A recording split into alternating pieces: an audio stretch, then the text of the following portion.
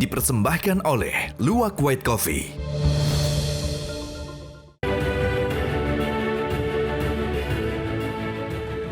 Selamat malam para pemirsa, ketemu lagi di Hot Room dengan saya, Hotman Paris.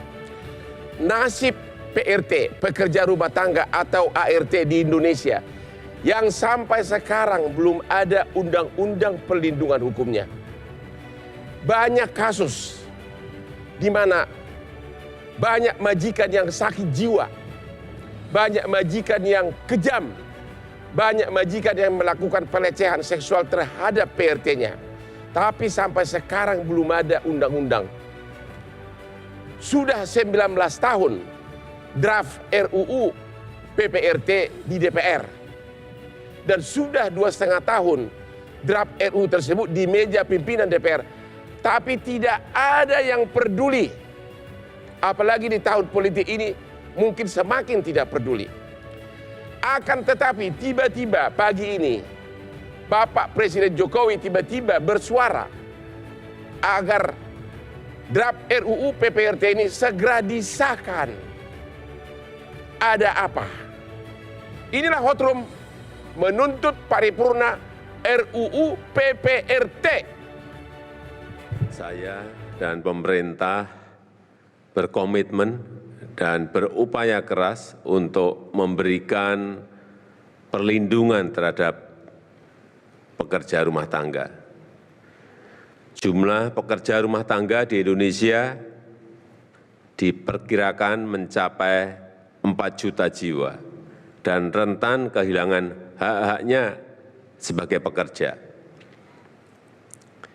Dan sudah lebih dari 19 tahun rancangan undang-undang tentang perlindungan pekerja rumah tangga RUU PPRT belum disahkan. Hukum ketenagakerjaan di Indonesia saat ini tidak secara khusus dan tegas mengatur tentang pekerja rumah tangga. RUU PPRT sudah masuk dalam daftar RUU prioritas di tahun 2023 dan akan menjadi inisiatif DPR. Untuk mempercepat penetapan Undang-Undang PPRT ini, saya perintahkan kepada Menteri Hukum dan Hak Asasi Manusia dan Menteri Ketenagakerjaan untuk segera melakukan koordinasi dan konsultasi dengan DPR dan dengan semua stakeholder. Saya berharap Undang-Undang PPRT bisa segera ditetapkan dan memberikan perlindungan yang lebih baik bagi pekerja rumah tangga dan kepada pemberi kerja, serta kepada penyalur kerja. Terima kasih. Wassalamualaikum warahmatullahi wabarakatuh. Seperti biasa, lawan-lawan saya berdebat selalu kalah kalau saya sudah minum kopi kesukaan saya. Aduh, benar-benar langsung kena segar langsung. Oke, kita lihat dulu grafis berikut ini perjalanan RUU PRT ini. Oke, pertama kali tahun 2004 diusulkan, tahun 2004, ya. Kemudian sudah masuk dalam pembahasan tahun 2010. Ya, tahun 2014 terjadi penggantian pemerintahan tanpa ada pembahasan sama sekali. Tahun 2013 sudah finalisasi panja diserahkan ke Balek. 19. Tiba-tiba tahun 2015 dihapus dari prolegnas dan digantikan oleh undang-undang lain yang diajukan oleh PDIP. Ya, berarti sudah 19 tahun lebih RUU ini terlantar dan 2,5 tahun di mejanya pimpinan DPR tidak ada yang peduli, ya, tidak ada yang peduli, ya. Ini dia nih, tahun 2019 masuk dalam prolegnas, namun PDIP dan Golkar menolak untuk segera disahkan dengan alasan sosiokultural masyarakat. Jadi yang menolak itu tahun 2019 adalah PDIP dan Golkar. Tahun 2020 balik menyepakati RUU Pelindungan PRT menjadi inisiatif DPR. 2021-2022 mandek di meja pimpinan DPR. Sudah nyampe di pimpinan DPR, tapi tidak ada yang peduli pimpinan DPR. Dan sekarang kita akan tanya,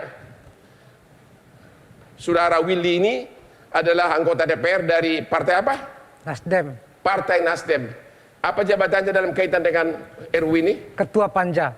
Ketua Panja. Dan inisiator. Ketua Panja dan inisiator, tapi Anda gagal 19 lebih untuk menggolkan. Ada apa? Hah? Apakah karena ini undang-undang yang kering? Gak banyak duitnya atau apa? Saya selalu pegang undang-undang yang seperti abang bilang tadi. Oke. Terus terang bang, saya pagi ini merasa seperti deja vu. Ya.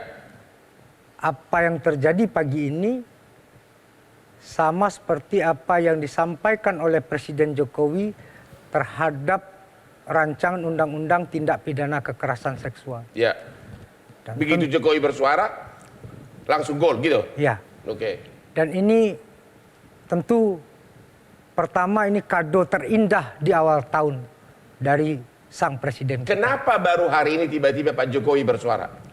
Ya, karena memang setelah mentok di DPR, ini domainnya belum domain pemerintah. Jadi Bang, seperti yang dibalang tadi, ini sudah diplenokan di Badan Legislasi 20 Juli 2020. Setelah itu secara mekanisme diserahkan untuk diparipurnakan sebagai hak inisiatif DPR. Ya. Sebelum paripurna itu ada mekanisme namanya rapat Badan Musyawarah. Ya. Saya berulang kali menyampaikan itu di Bamus, bahkan mendapatkan bullying dari teman-teman. Ah, ini kau hari ini usulkan rancangan undang-undang perlindungan pekerja rumah tangga, besok undang-undang supir, undang-undang gali sumur kau tawarkan. Jadi karena Anda direndahkan begitu? ya kalau direndahkan udah biasa. Oh, tapi begitu. ini karena tidak tahunya, lebih banyak paranoidnya, Bang. Ya. Nah, kenapa? Kita bisa berangkat bagaimana standing point seorang Presiden Republik Indonesia pendiri bangsa ini, namanya Soekarno, dia memuliakan sangat luar biasa PRT-nya, Bang. Siapa itu? Sarinah. Sarinah itu, gedung Sarinah itu? Bukan hanya gedungnya, tapi diktat politik pendidikan kaum perempuan itu diberi nama oleh Bung Karno Sarinah. Oh, jadi Sarinah itu adalah nama PRT-nya Bung Nama Karno? tukang asuhnya Bung Karno. Apanya? Tukang asuhnya. Tukang asuhnya Bung Karno? Ya, babysitter waktu kecil? lah sekarang, ya. Oh, begitu. Terus? Jadi di dalam pembukaan Sarinah itu, aku persembahkan buku ini untuk Mbok Sarinah. Karena dengan kasih sayang dan cintamu lah aku bisa tumbuh seperti ini. Ya. Jadi begitu mulianya seorang Soekarno dan begitu menghargainya Soekarno. Harusnya kita malu kepada sejarah. Kita ini malu siapa? Saya atau DPR? DPR udah pastilah. Udah DPR yang harusnya malu gitu. Tapi tadi kan pengantarnya tadi para majikan yang abang bilang yang bejat, yang laknat, yang semena-mena pada orang itu. Karena ini masih sudah merdeka, kita masih aja seperti perbudakannya ini kan. Benar. Nah, jadi proses ini memang di DPR sudah selesai. 7 fraksi waktu itu bersepakat, 2 fraksi menolak di dalam pleno Badan Legislasi. Ya.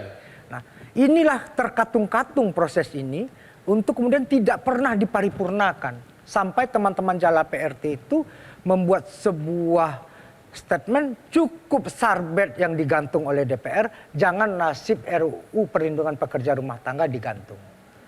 Jadi inilah kemudian komunikasi kami lakukan dengan masyarakat sipil. Di sini ada Mbak Eva, ada Lita dari Jala PRT, dan ada inisiatif yang lebih bagus sebelum statement Pak Jokowi pagi hari ini, yaitu sebelumnya dari KSP sudah membentuk tim gugus tugas yang dikepalai oleh Wamenkumham, dan ada yang tadi mendampingi Pak Presiden di dalam press conference yaitu Mbak Dani Jaleswari.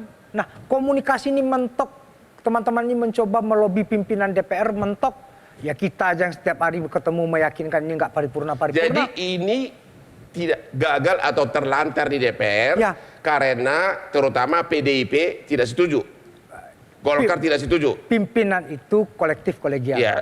Jadi pimpinan belum mengagendakan paripurna. Padahal interupsi di BAMUS itu udah berulang kali. Terutama dari partai mana yang tidak setuju?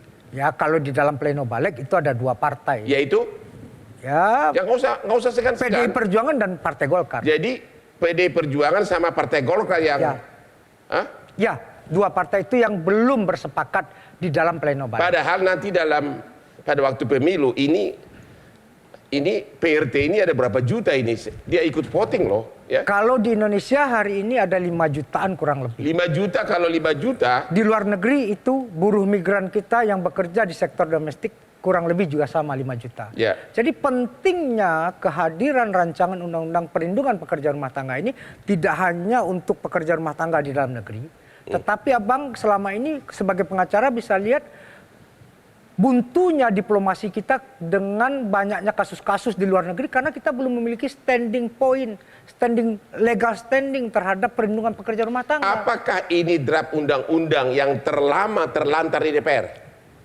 Ya kalau sejauh ini mungkin seperti itu. Tapi ini kan in out bang ya. Ini DPR ini kan sebuah ruang politik yang terbuka. Ya. Ada yang mengusulkan seperti saya, Ya. ada yang ikut bersepakat 7 fraksi, ada juga yang menolak. Jadi Oke. DPR ini sebuah medan politik yang kemudian saling bersepakat, saling menolak, dan itulah suatu keniscayaan. Kita istirahat dulu dan saya malam ini tidak akan bisa datang dengan gaya begini Ya. kalau bukan karena PRT saya di rumah. Kita istirahat, kembali lagi setelah yang berikut ini.